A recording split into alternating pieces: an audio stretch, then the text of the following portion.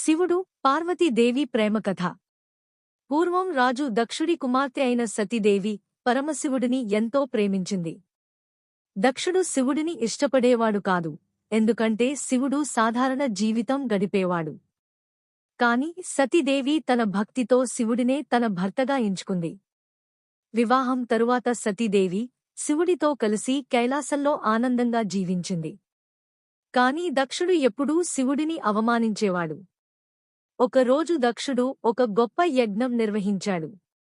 అందరు దేవతలను ఆహ్వానించాడు, కాని శివుడిని, సతిని మాత్రం పిలవలేదు. సతీదేవి బాధపడి కూడా తన తండ్రి యజ్ఞానికి వెళ్ళింది. అక్కడ దక్షుడు మళ్లీ శివుడిని అందరి ముందు అవమానించాడు. తన భర్తను అవమానించడం తట్టుకోలేక సతీదేవి యజ్ఞాగ్నిలో ఆత్మత్యాగం చేసింది.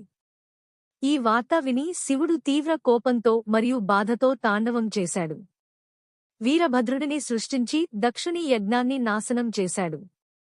తర్వాత సతీదేవి పార్వతి దేవిగా పునర్జన్మ పొందింది. ఆమె కఠిన తపస్సు చేసి మళ్లీ శివుడి ప్రేమను పొందింది. చివరకు శివుడు పార్వతిని అంగీకరించాడు. వారి ప్రేమ శాశ్వతమైన దైవిక ప్రేమగా నిలిచింది. నీతి: నిజమైన ప్రేమ ఎప్పటికీ చనిపోదు. భక్తి, నమ్మకం ఉంటే అది మళ్లీ కలుస్తుంది.